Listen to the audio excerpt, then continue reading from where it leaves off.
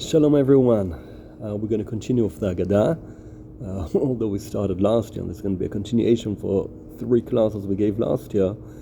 But anyway, we're going to continue from עבדים היינו לפרעה במצרים. It's the next section of the Hagada of Pesach. The Gemara, when it debates what we need to be saying, says מתחיל בגנות ומסיים בשבח. We need to start from the bad things and move on to the good things, and the Gemara brings 2 options of what the bad things are. Is the bad thing that we were of the Avodah Zarah, it's the bad thing that we were slaves in Egypt. The Haggadah is actually going to mention both of them. We start not according to the chronological order, which is of the Avodah Zarah, because that goes back to Lavan Arami, but we start from עבדים היינו לפרעה במצרים. Why is it so important to start off like this? Why not just speak about the good? I think the simple explanation for that is that if a person, everything's sweet, everything in his life is sweet, very sweet, it's okay, that's what life is. Life is very sweet, life's good, it's sweet. Only when for the first time you taste something bitter do you realize the value of the sweetness, what the other option is. So one option, one side of מתחיל בגנות ומסיים בשבח is that in order to recognize, in order to understand, in order to really appreciate the good that God gave us, we need to understand that there was bad, and we need to feel the bad and see the bad. That's one side of it. But there's something else. There's something else we need to understand, which I think is slightly another stage onto that. That is that the hard things, the bad things, they create the good. We know in life that the hardest times in life, what create a lot of what makes us, our personality, our views, is the way we went through the bad things, the hard times. If we wouldn't go through those hard times, we wouldn't reach what we've reached. When a person drafts into the army, we know that the basic training, the advanced training, tirunut, imun mitkadem, all of that stuff, the chafaj is, the better soldier comes out at the end. That's how it is. That's why we always wish everyone to have a very tough service, because we know that the tougher things are, the more you grow out of it. That means that this hardship is what created the next stage. Now, obviously, this can't just be bad and hard for the sake of being bad and hard.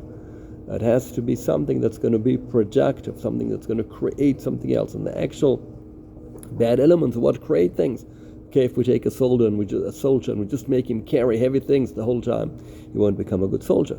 We have to train him. We have to drill different things into him. That's how he becomes a better soldier. In the same way, Egypt, in many ways, you could say that was the basic training, that was the tirunut for Am Yisrael, and when we see what we were trained for, we'll understand what happened. So the Haggadah goes to say, עבדים היינו לפרעה במצרים.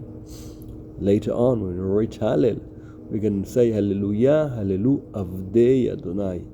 Okay, what we reached afterwards, eventually what we became, are slaves of God.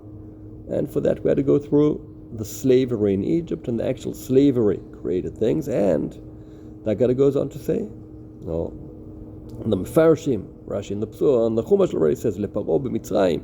That's coming to emphasize the fact that it was also Pharaoh, a very tough king, and also Egypt, a very tough land, a land which is said, Me'olam lo barach eved b'Mitzrayim, a land where no one could ever escape from Egypt. And nevertheless, we came out of there and created a whole option of change and renewing and becoming better. Although the Egyptians, in order to make sure no one could ever escape Egypt, they kind of made sure that the culture, the approach to life was that things don't change. If you're a slave, you're going to remain a slave. You can't even think of something else. And the world was all stuck in one place, a place that can't move forward. And Am Yisrael come, and they renew things of the first mitzvah, of Chodesh Hazeh Lachem, or we're going to renew, we're going to change. And all of Judaism is about creating and changing and moving the world forward. That's what it's about. But in order to leave Egypt, we couldn't do that alone. It was only vayotzienu Adonai Eloheinu misham. If God wouldn't have taken us out, then we would have been stuck like the rest of the world, unable to even think of the option of coming out of there. And God took us out of there, biad chazaka uv'zrua netuya. And we say, ואילו לא הוציא הקדוש ברוך הוא את אבותינו ממצרים, הרי אנו ובנינו ובני בנינו משועבדים היינו לפרעה במצרים. ואפילו כולנו חכמים, וכולנו נבונים, כולנו זקנים, כולנו יודעים את התורה. Okay, there are a few levels here. Okay, we won't go into it. חכמים, נבונים, זקנים, יודעים את התורה. מצווה עלינו לספר ביציאת מצרים, וכל המרבה לספר ביציאת מצרים, הרי זה משובח. Okay, so we have the Hagada explaining to us how important it is to speak about Yetziat Mitzrayim, because this coming out of Egypt, that's what created us to what we are. The more we understand how we came out of Egypt, where we came out from, why we had to come out of Egypt, why God sent us down to Egypt, the more we'll understand what Am Yisrael is all about. Now we in days today, clearly this year, we feel how much the understanding of what it's about, what Am Yisrael is about, that is so crucial for us, so crucial for us to be able to deal with what we're going through, is to understand where we came from, where we're going towards, and this is the beginning of it. Okay, and as we go through the Haggadah of Leil HaSeder, we'll understand more and more about what's happening around here. And the Haggadah goes on to another stage of this and tells us a story. Maaseh Rabbi Eliezer, Rabbi Yeshua, Rabbi Elazar ben Azariah, Rabbi Akiva, Rabbi Tarfon, Shayu Mesubin Bibnei Brak. Okay, so first of all, we've got here names of Ivy League of rabbis, Rabbi Eliezer, Rabbi Yeshua, Rabbi Elazar ben Azariah, Rabbi Akiva, Rabbi Tarfon. Rabbi Eliezer and Rabbi Yeshua are from an older generation. Rabbi Elazar ben Azariah in the middle, and Rabbi Akiva and Rabbi Tarfon are clearly already their students, and they Mesubin b'Bnei Brak. We understand this Mesubin is speaking about that they have in Leil HaSeder, and we see that they didn't stay and teach each one in his own Bet Midrash, but they all go together, and they have in the meal together, because there's a special effect here on Leil HaSeder. You have to experience things. You have to sit around, you have to do the different halachot, and the Pesach, Matzah, Maror, and the Charoset, and everything has to be done, so they can't just stay each one of them alone, they all come together. And they're doing this in Bnei Brak. Why are they doing this in Bnei Brak? Bnei Brak was the city of Rabbi Akiva, the student, the younger generation. Why are they going over there? Well, first of all, we know that Rabbi Eliezer, all five of them were alive during the days of Bet HaMikdash. If it's the days of Bet HaMikdash, the only place where they can celebrate is in Jerusalem. So this leads us to understand that we're speaking about after the destruction of Bet HaMikdash. Rabbi Akiva still lives for quite a long time after the destruction of Bet HaMikdash. Rabbi Eliezer and Rabbi Yeshua probably slightly less. They're older than him. So we're speaking about years after the destruction. Some people say maybe during Mered Bar Kokhba. I don't know if Rabbi Eliezer and Rabbi Yeshua made it till then. I'm not sure.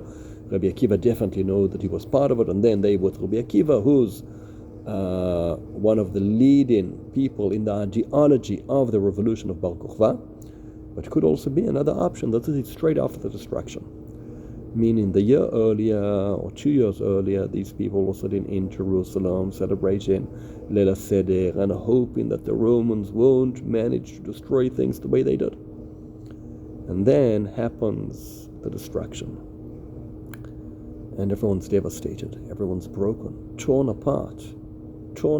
What we went through now with Simchat Torah, which is so bad, so bad. We just remember the people and the people that were killed and the hostages and the wounded people, and it's so hard. It's hard to even tolerate the thought of this. And what they went through was way worse. It's a different level altogether. The destruction of Bet HaMikdash, the Romans still in Israel, making sure no one can move. Maybe that's the reason why when it comes dawn here, they need their students to come and tell them, because they're hiding up somewhere close to where no one can see them. And how are you going to celebrate Leil HaSeder? It's one thing, the questions we've had throughout history, in the Holocaust and other places, of how can we celebrate when we're now slaves? But straight after the destruction, must have been terrible. And there's one person, Rabbi Akiva, one rabbi, Rabbi Akiva, who we know that when he sees Jerusalem destroyed, he's already laughing. He's laughing because he knows we're on a journey, on a long journey, and things are going to be better. And he's the person to spend Leil HaSeder with in that year, straight after the destruction, to come and hear from Rabbi Akiva, things are going to be better. We're going to overcome. We're going to fight. We're going to get there. We're going to reach the dawn. We're going to get through this dark night and reach Shachrit. And we're going to get there. But for that, we need Torato Shel Rabbi Akiva. תורתו של רבי עקיבא. Rabbi Akiva, who sees the future, sees how we're going to get out of it, how it's going to become better, how things are on the way to something better. That's through the understanding of Am Yisrael, the mission God gave us. The reason He sent us down to become Am Yisrael and sent us to Egypt and all of the bad and hard things we go throughout history in order to elevate us, to elevate the world, to reach what we should be, to bring the world to what the world should be. Be'ezrat Hashem, Shana Tova, Chag Sameach. May we all נזכה לגאולה שלמה במהרה בימינו, אמן.